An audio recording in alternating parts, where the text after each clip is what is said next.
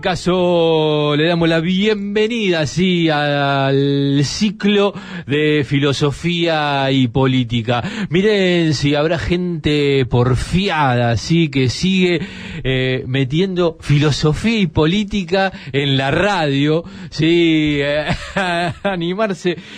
Se pelea con Nacho Álvarez. Ya fue. No es tan importante, dijo.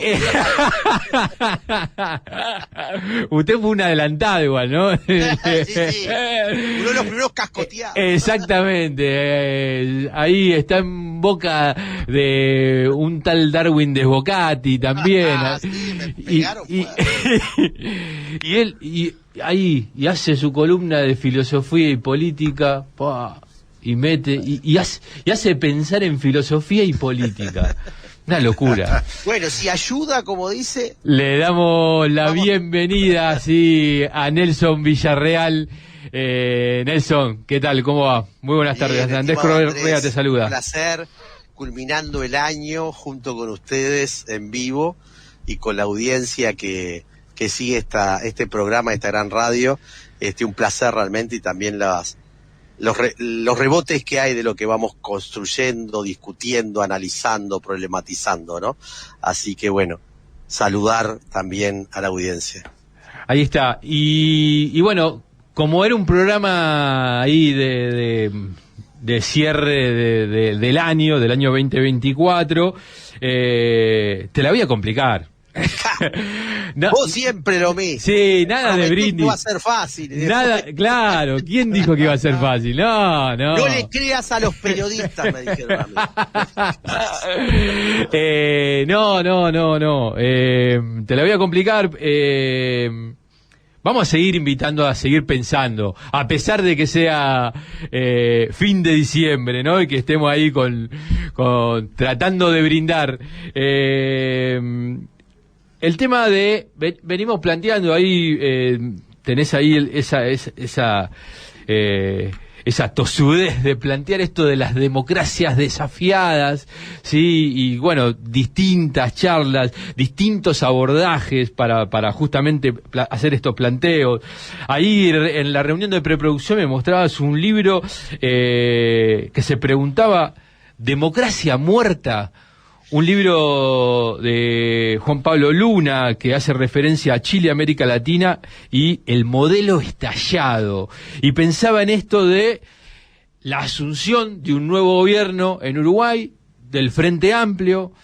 Pensaba en esto de lo que habíamos hablado de el tipo de gobernanza que tenía como desafío el propio Yamandú Orsi desde la presidencia. Y en esto de la excepcionalidad de Uruguay en la democracia, me animo a decir mundial. Ya a esta altura es mundial, no cabe la menor duda. Por lo menos en Occidente, y bueno, Oriente no tiene formas de democracia muy claras. Y entonces digo, ¿qué pasa con esa excepcionalidad? A su vez tiene sus riesgos, está firme, o sea, digo, bueno, animarnos a plantear, vos verás cómo arrancar. Bueno, con todo este planteo que no algo veíamos previamente preparando, ¿no? Me despido, ahora dice me despido. Con este... Me despido, un gusto realmente, un placer, ha terminado el año, salud. Más vale, como dice que el pensar trae cierto dolor y cierta preocupación, pero también trae cierta capacidad de autonomía. La reflexión nos permite ver desde los límites a las posibilidades. Yo vengo trabajando en investigación, en la facultad, este proyecto de democracias desafiadas en el siglo XXI, y me pareció muy bueno este libro de Juan Pablo Luna porque él, en un mayor pesimismo, ¿no? Yo me planteo desde una perspectiva mucho más deliberativa, de que depende de las opciones que se tomen, qué tipo de democracias van a caducar o qué tipo de democracias se pueden recrear o repensar. Él al final termina diciendo un poco esto de Uruguay, pero sí es muy interesante porque, y vale la pena traerlo, porque él dice lo que pudiera haber sido recrear la democracia ampliando república en Chile fracasó, y ese fracaso muestra de alguna manera los límites de la democracia liberal, los límites de esas democracias que prometieron desde hace 40 años, ¿no? O sea, en la reconquista después de los ciclos dictatoriales, la búsqueda de que podía ser virtuosa. Y la virtuosidad estaba en algo que él cita de Alfonsín, que las democracias no solo tienen que posibilitar el voto, sino que tienen que posibilitar el comer, estudiar, ¿no? Uh-huh. ¿Qué pasó con las democracias que en última instancia no terminaron no solo contentando que la representación política trastocara procesos que estaban no dando capacidad de involucramiento a la ciudadanía, sino que tampoco trastocaron las inequidades en varios lugares? Y dice otra cosa, se generó un fenómeno de formas populistas, él dice, de democracia, en el que él identifica a Milei y a Trump, donde se quedan las formalidades de la democracia y la gente acepta el castigo de no poder haber llegado a la virtuosidad. Y es brutal, ¿no? Claro. Se acepta el costo del castigo de no haber llegado a la virtuosidad porque se introyecta como un problema de la sociedad y lo que la clase política no pudo lograr, y entonces emergen estos líderes que tienden a compensar el caos que se produce a partir de no contentar en distintas formas, ¿no? Y también habla de Europa, una Europa que logra sí contentar inequidades de alguna forma, pero en su propia autorreferencialidad comienza a destruir la capacidad de autonomía que la democracia produce, y entonces viene la reacción identitaria que lleva al fascismo, al neonazismo, ¿no? Y es ahí donde creo que está confluyendo. Yo estoy publicando ahora para la Unión Europea un artículo sobre la situación de la democracia uruguaya, y estamos todos en la misma lógica de que Uruguay es percibido como una excepcionalidad. Pero él ahí problematiza aún más, y me parece muy bueno. Esa excepcionalidad de alguna manera tiene que ver con un propio tiempo más lento y a la vez de haber podido consolidar instituciones, pero que él las ve en profundo riesgo porque de alguna manera dice, si no logran contentar, más tarde o temprano llegarán a ese mismo problema, claro, que es que la ciudadanía se disocia de la representación política. Esto tiene mucho que ver, ¿no? Como lo que venimos hablando anteriormente, de lo que un nuevo gobierno tiene como desafíos. Pero quiero terminar con esta primera parte porque es fundamental. También a veces el espejo de lo que quisieran lograr otros, y por eso se lo pone de ejemplo a Uruguay. Un sistema político fuerte, capaz de la tolerancia y donde la grieta no es tan fuerte. Sin embargo, eso que le da fortaleza para algunos lo deja atrapado en un centro inmóvil que no permite trastocar tampoco las inequidades. Y entonces, bueno, ¿qué pasa? ¿No? ¿Por dónde? Entonces la democracia se recrea, se reformula y logra trastocar los cuellos o callejones sin salida que también tiene la democracia uruguaya. Claro. Entonces, él en ese libro muestra ese quiebre en su visión, para mí bastante pesimista, pero bastante realista, de que ha muerto la democracia liberal. Claro. Porque ha muerto con el populismo de Milei, con el populismo de Trump y con los populismos neofascistas de Europa, ¿no? Entonces, y entonces dice, bueno, en realidad hay ciclos, y algunos hablan de que, bueno, esta capacidad asociativa de la humanidad para crear deliberación con respeto a derechos tiene ciclos, y estaríamos cerrando un ciclo. La pregunta es, y ahí sí voy a la tradición de no ser determinista, el libre albedrío, si es capaz tanto la humanidad o las encontrar alternativas y anticiparse. Entonces Uruguay se encontraría en la posibilidad de anticiparse. Lo que parecería ser, ya no están otros países, ya no se pueden anticipar porque ya están metidos dentro de la destrucción de la democracia. Claro. Entonces, la alternativa puede traer mucha violencia, la alternativa puede traer mucha contradicción, que no es manejable en la medida de que no hay un espacio común, no hay mínimos espacios comunes, que aún la democracia uruguaya, podemos decir, los mantiene. Y cómo se administran esos espacios comunes tiene mucho que ver con el estilo de gobernanza, me parece, que está generando con un futuro gobierno del Frente Amplio, que está liderando llamando Orsi en ese sentido. Es decir, bueno, emergió en Uruguay el quiebre respecto al ciclo progresista con la misma lógica que en otros lugares, ¿no? El hecho de decir en forma muy de medio y medio, como es Uruguay, y muy mediatizado, es necesario fortalecer el emprendedurismo, fortalecer la capacidad del mercado, ¿no? O sea, el control y la represión, lo que fue la LUC, pero no logra sostener, porque todavía hay como una reserva, ¿no? en la ciudadanía respecto a esta idea del Estado social, pero reserva que tiene ya el límite, es decir, está en el 99% agotada la mirada si no se recrea. Y es lo que vemos en América Latina. Estados sociales que no pudieron contentar y se resquebrajaron. Bueno, Uruguay tiene hoy la posibilidad, porque puede ver a dónde derivan las formas, por ejemplo, de relatos de quiebre ideológico que las extremas derechas están haciendo, y que están siendo reiteradas por las derechas en Uruguay, que es deteriorar las formas de gobernanza. Entonces vemos a algunos actores de la coalición de gobierno actual que siguen reafirmando que lo peor que le puede suceder a Uruguay es que el Frente Amplio gobierne, ¿no? Son menores, claro, pero lo están. Están los que juegan a lo políticamente correcto, que está muy liderado por el presidente saliente, que es necesario sostener este diálogo, pero no renunciamos a un conjunto de decisiones, porque si vuelve una forma de gestión, esto va al acabose, ¿sí? Y hay una tercera que es minoritaria, que acepta la rotación de partido en toda su plenitud, y se lo puede ver de repente en lo territorial vinculado a esto de por qué la población puede votar en lo nacional por el Frente y en lo departamental por un partido tradicional, ¿no? Entonces, es muy interesante porque entonces, ¿cuál es el contexto en el que nos encontramos ahora en la transición? Por un lado, de que está virtuosamente instalado algo que se ha perdido en toda la región y en el mundo, ¿no? Es decir, que es este diálogo tolerante de aceptar la rotación.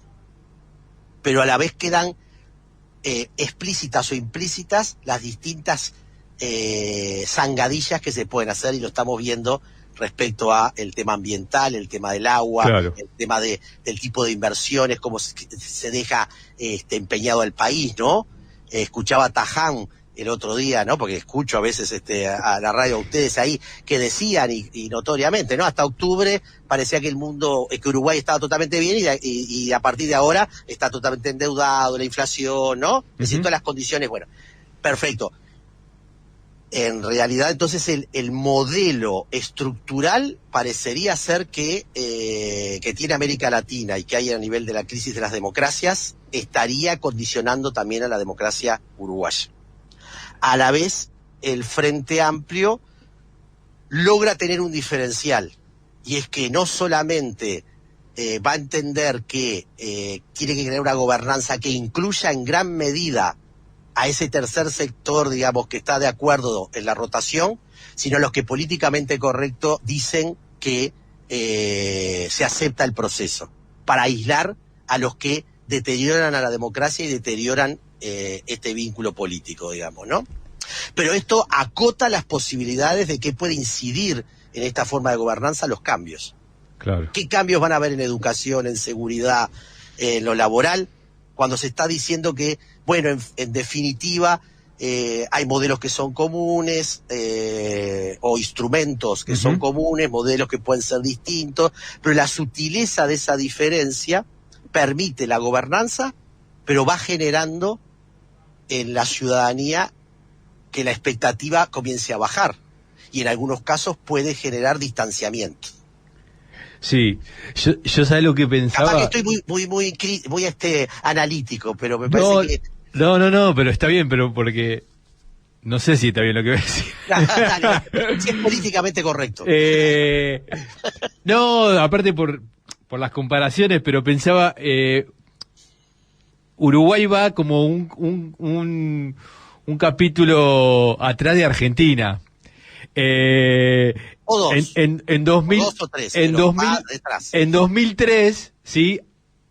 Se empezaba el ciclo kirchnerista, digamos. Uruguay, el Frente Amplio asume en el 2005.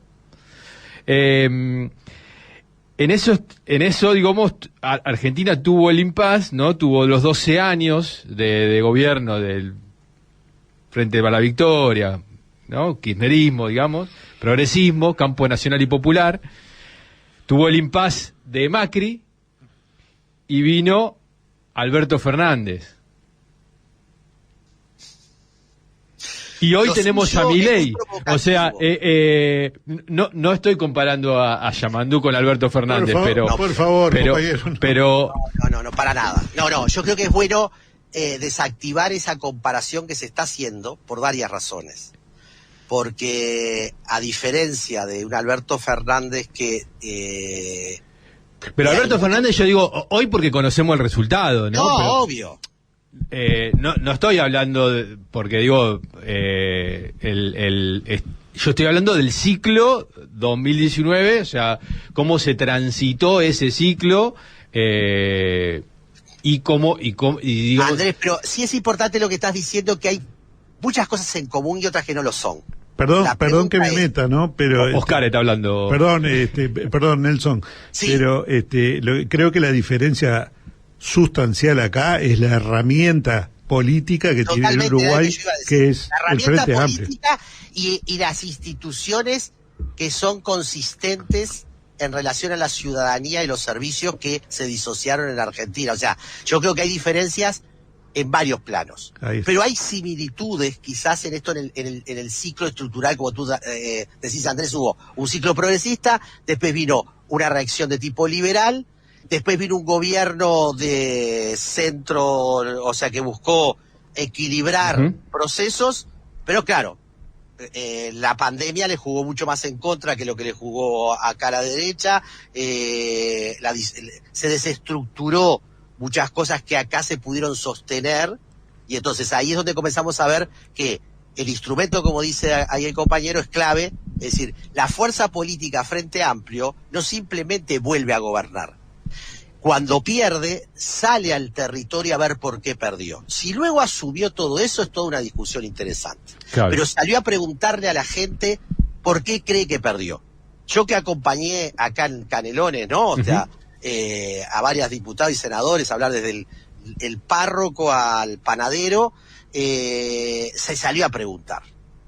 Y esto es uno de los claves para que la gobernabilidad del próximo gobierno no se pierda, es que no se pierda esta conexión. Es decir, que no se haya ido al territorio para buscar solamente escuchar, buscar votos y después me vuelvo a meter dentro del gobierno. Yo siempre digo, ¿no? Yo trabajé en 2 gobiernos y siempre viajé en ómnibus. Y en el ómnibus se escuchaba lo que la gente opinaba. Si los que pasan a gobernar dejan de viajar en el ómnibus, tienen un problema. No escuchan lo que la gente está hablando. Entonces, creo que acá hay diferencias sustantivas. Institucionalidad acumulada, un Estado que funciona, un instrumento político que tiene unidad de acción, más allá de sus contradicciones, y un contexto de sistema político que aún acepta, entre lo políticamente correcto, entre aquellos que creen que está bien la rotación, que hay que aceptar esta transición. Y ahí uno lo está viendo en cómo se están reuniendo los distintos equipos. Está perfecto. ¿No? Esto lleva a negociar el que permanezcan determinadas cosas. Es cuando comienza esta dificultad. Si eso que viabiliza el gobernar no se transforma en un límite para que la ciudadanía crea que es capaz, la izquierda, al volver, de crear un segundo ciclo progresista que no solo recupere lo perdido, sino que instale nuevos procesos de cambio. Y eso es lo que hoy está en juego, en qué medida las democracias y su virtuosidad pueden responder o no.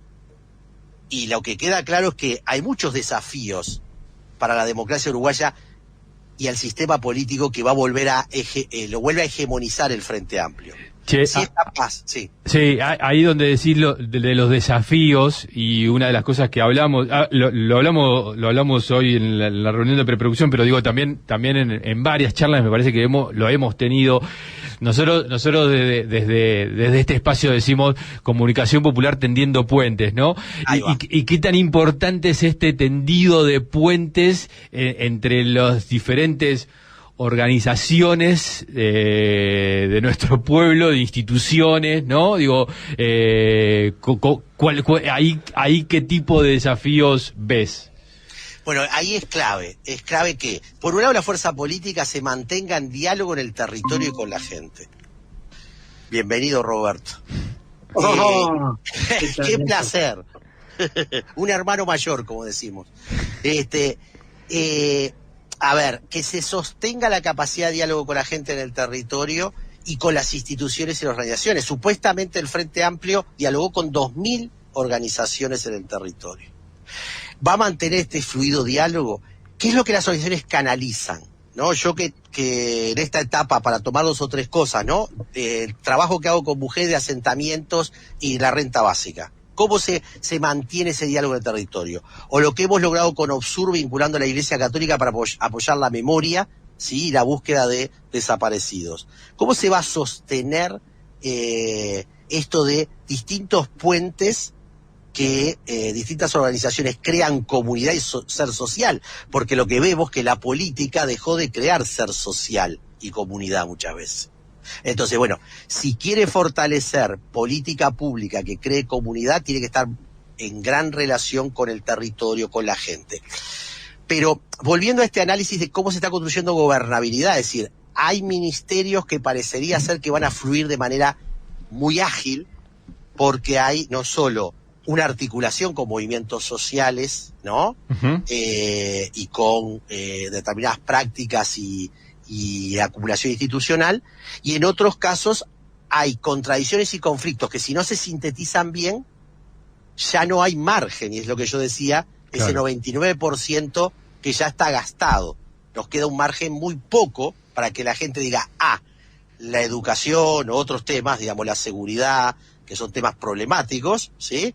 Bueno, ¿cómo va a haber un ciclo en el sistema económico laboral que tienda a que la acumulación de capital genere distribución efectiva en salario y no solo en empleo, que es lo que ha hecho este gobierno, porque acá el desempleo cayó en Uruguay con la derecha. Claro. Pero cayó con salarios pauperizados y bueno, entonces, ¿cómo se va a construir ese proceso? Entonces, me parece que lo interesante es que en esta fase de transición están en juego varias cosas, no solamente qué tipo de gabinete va a haber, cómo la fuerza política se va a relacionar, si va a haber identidades propias en ese diálogo, ¿no? Entre el gobierno, el Estado, la fuerza política y la sociedad. Cómo todos estos actores van a interactuar con identidades donde la izquierda, en un sentido más amplio, como la derecha lo está también haciendo, cómo piensa que la democracia va a devenir en virtuosidad,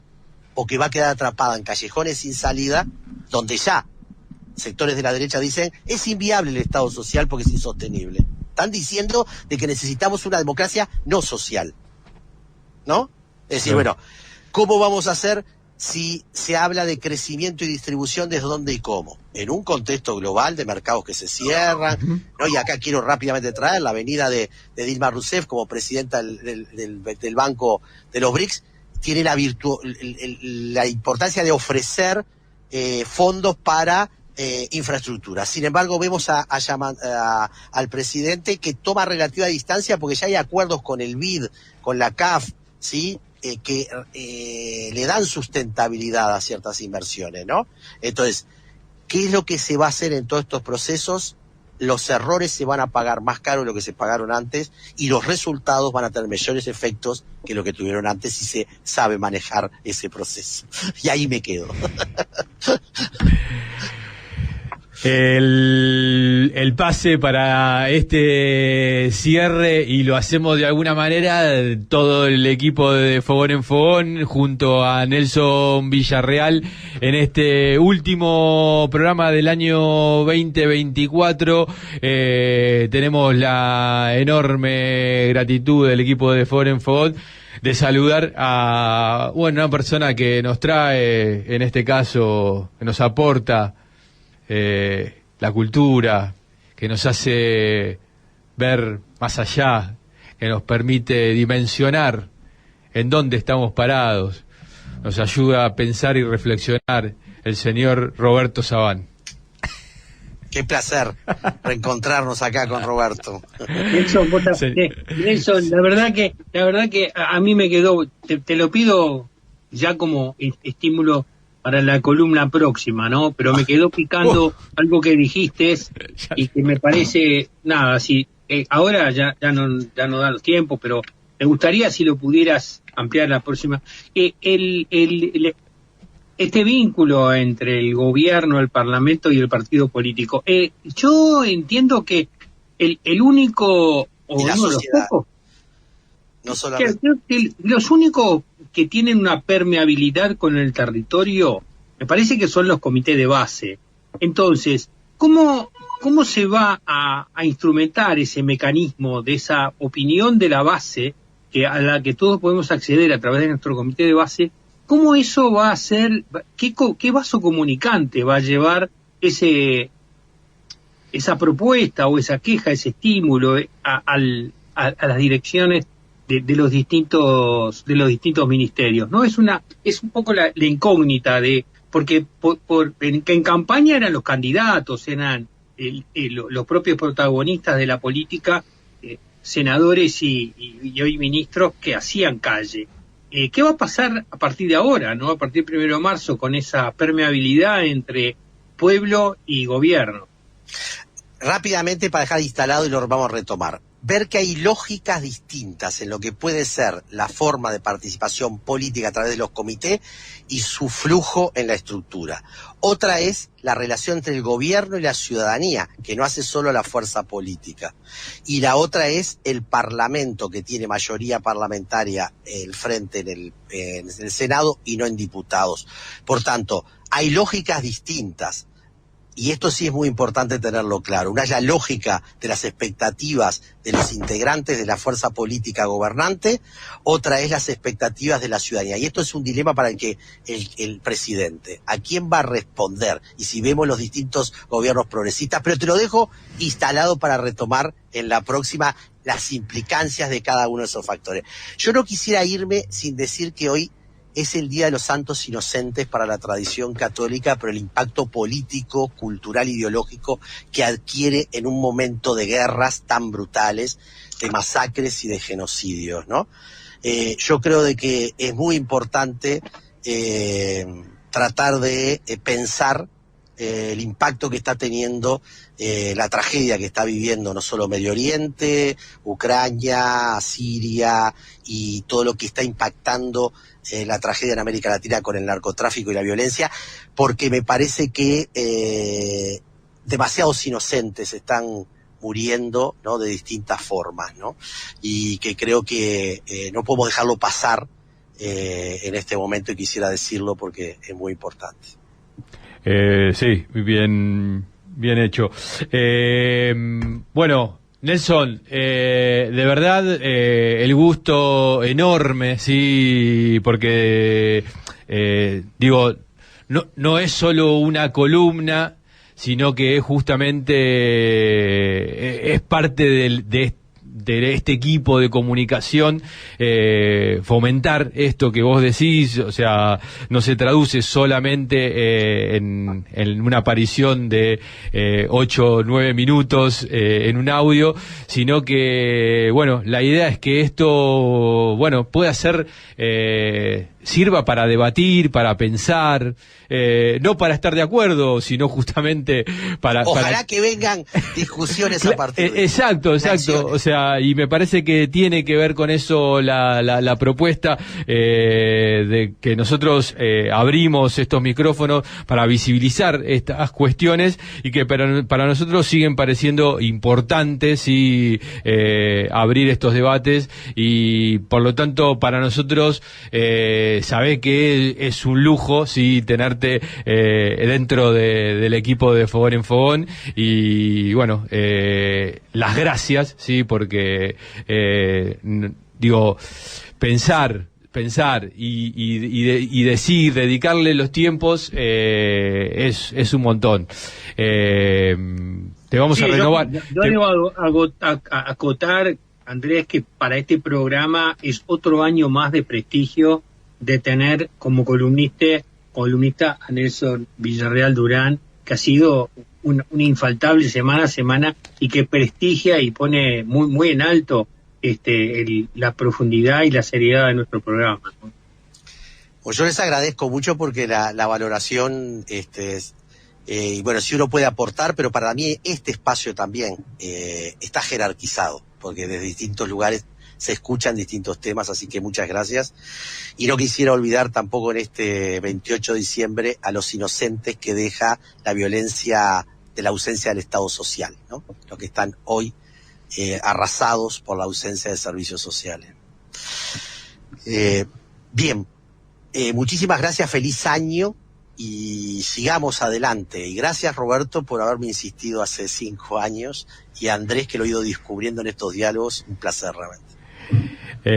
Bueno, nos despedimos en esta suerte de pase entre la columna de filosofía y política de Nelson Villarreal y la columna que ahora creo que preparó algo, Roberto, no sé si prepara, si no prepara. Temático Nelson, de verdad, mil gracias. Nos volvemos a encontrar pronto, sí, bueno, para seguir ampliando y promoviendo debates e intercambios. Muchas gracias a ustedes, saludos a la audiencia y feliz año. Gran abrazo.